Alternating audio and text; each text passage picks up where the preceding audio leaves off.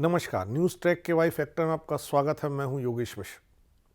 सीमांकन को लेकर के बहुत से रोचक किस्से, तमाम लड़ाई झगड़ा आपने देखा और सुना होगा।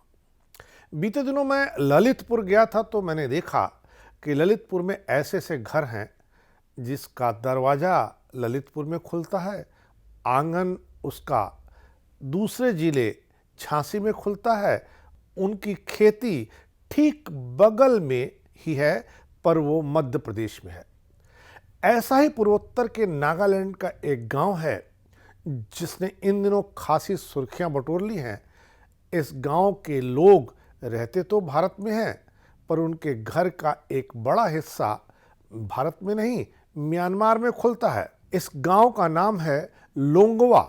नागालैंड के मोन जिले में स्थित लोंगवा को लोग पूर्वी छोर का आखिरी गांव भी कहते हैं। लोंगवा गांव नागालैंड की राजधानी कोहिमा से 380 किलोमीटर की दूरी पर स्थित है। इस गांव में मुख्यतः कोन्याक आदिवासी रहते हैं। किसी जमाने में इन आदिवासियों को हेड हंटर भी कहा जाता था क्योंकि कबीलों की लड़ाई में योद्धा दुश्मनों के सिर काट दिया करते थे। 1940 में ही हेड हंटिंग पर पूरी तरह से प्रतिबंध लगा दिया गया। माना जाता है कि 1969 के बाद हेड हंटिंग की घटना इन आदिवासियों के गांव में नहीं हुई। इन आदिवासियों के बीच में हेड हंटिंग की प्रथा कितनी प्रचलित थी, इसे जानने समझने के लिए आज भी हम देख सकते हैं कि आदिवासियों के घरों में पीतल की खोपड़ी रखी होती है। इस खोपड़ी को लेकर इन आदिवासियों के बीच में महत्वपूर्ण मान्यताएं हैं। पीतल की इस खोपड़ी को किसी भी युद्ध में जीत का प्रतीक माना जाता है। लोंगवा गांव चूंकि सरहद पर है, इसलिए यहाँ के लोग भारत और म्यांमार दोनों देशों के नागरिक हैं। कोन्याक आदिवासियों में मुखिया या राजा की प्रथा चलती है। इस राजा को अंग कहा जाता है। यह राजा कई गांवों का प्रमुख होता है।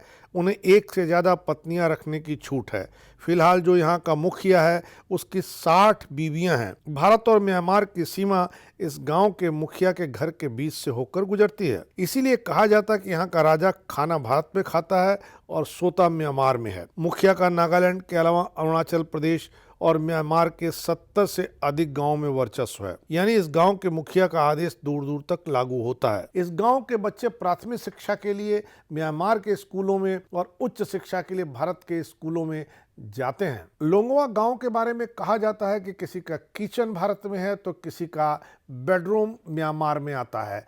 इसी तरह किसी का बेडरूम भारत में है और उसका किचन म्यांमार में आता है। यही नहीं, इस गांव के बहुत से लोग खेती करने के लिए म्यांमार में जाते हैं और तमाम लोग म्यांमार से भारत में भी खेती करने के लिए आते हैं। लोंगवा गांव के बारे में कहा जाता है कि यहाँ के लोग भारतीय सेना के साथ साथ म्यांमार की सेना में भी शामिल हैं। सीमा पर मौजूद होने के बाद कई लोगों के पास दोनों ही देशों में रहने का निवास स्थल है, जिसके चलते ये दोनों जगह की सेना में शामिल होते रहते हैं। साल 2011 में हुई जनगणना के अनुसार यहाँ 732 परिवार हैं। इनकी संख्या करीब 5132 है।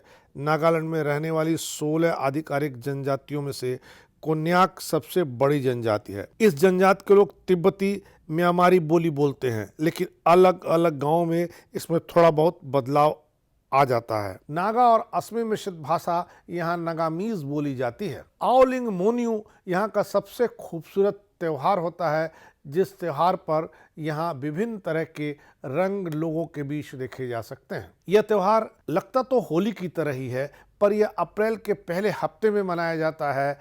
अगर आप पूर्वोत्तर की ओर जा रहे हों, आप पूर्वोत्तर की ओर रुख कर रहे हों, तो निश्चित तौर से सरहद के इस गांव पर जाइए। इस इलाके में आपको बहुत सुरम्य और अतीव मनोहर दृश्य मिलेंगे। आपको दिखेगा कि सीमा किस तरह किसी झंझट का सवाल नहीं होती है। लोग म्यांमार और भारत के बीच में किस तरह अपने को बांट करके, अपनी गृहस्थी को बांट करके रह और जी रहे हैं। इस बार इतना ही। अगली बार फिर मिलेंगे किसी नए सवाल पर नए ढंग से बात करने के लिए। तब तक के लिए नमस्कार।